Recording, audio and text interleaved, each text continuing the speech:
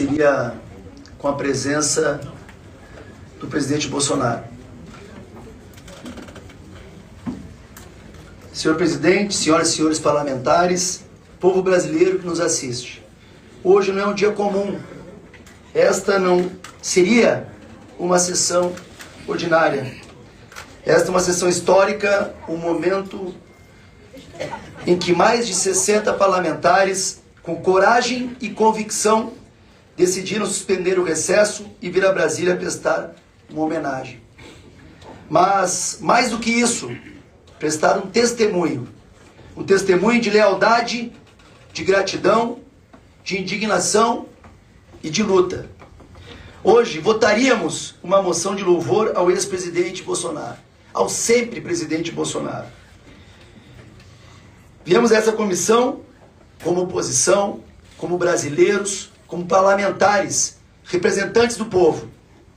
Sim, mas antes de tudo, queremos falar para vocês, como homens livres que se recusam a aceitar calado a tentativa brutal de apagar da história um dos maiores líderes políticos que essa nação já viu nascer. Bolsonaro não surgiu do nada. Ele foi forjado, pedra por pedra, ao longo dos mais de 30 anos de vida pública. Foi o homem que falava sozinho nessa tribuna quando ninguém mais ousava levantar a voz contra os demandos da esquerda. Foi o soldado que enfrentou os dragões do sistema, mesmo quando o preço era o ostracismo, o silêncio da mídia, o escárnio dos poderosos. E mesmo assim, ou justamente por isso, se transformou na maior liderança conservadora do Brasil e da América Latina. Um gigante que rompeu as barreiras do politicamente correto, que devolveu orgulho e voz a milhões de brasileiros que se sentiam esquecidos, humilhados, pisoteados. Bolsonaro é o homem da facada. Não é uma metáfora. Um atentado real, brutal, covarde, que quase lhe tirou a vida em 2018. Mas nem a faca calou sua voz, nem o sangue derramado impediu que ele fosse às urnas e vencesse, com a força do povo, sem partido, sem tempo de TV, sem dinheiro, mas com uma coisa que ninguém mais tinha: verdade.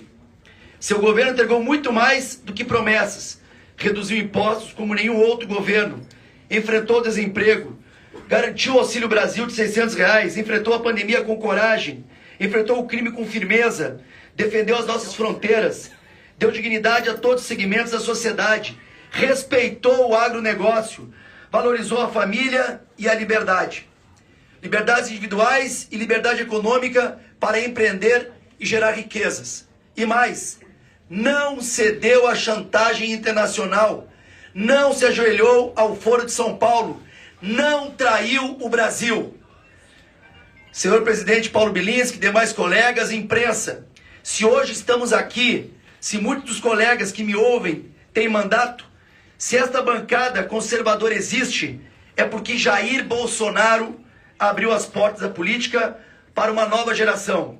Ele não apenas criou um governo, ele criou um movimento, um exército de cidadãos conscientes que não aceita mais a imposição de uma narrativa única, de um pensamento único, de um poder absoluto travestido de democracia. E é justamente por isso que Bolsonaro é hoje o homem mais perseguido do Brasil.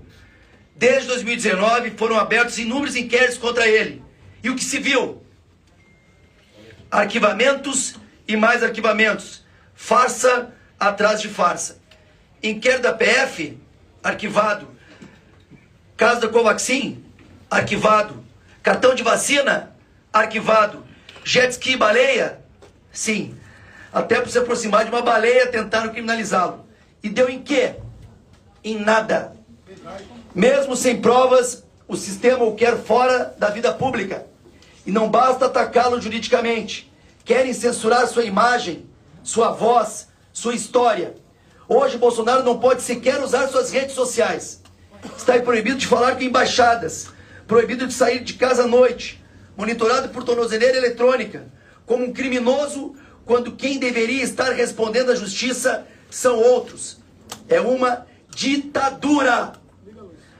O Brasil hoje é governado por um triunvirato nefasto, o PT no Planalto, o STF no comando da repressão e o silêncio cúmplice de parte da imprensa. E é chegada a hora de dizer basta. O Brasil de Lula se aproxima perigosamente do eixo do mal. Financia com a compra de petróleo russo a guerra contra a Ucrânia. Se alinha a ditaduras como Venezuela, Nicarágua, Irã e China. Ignora as sanções dos Estados Unidos, desafia o Ocidente democrático e abre as portas para um isolamento sem precedentes.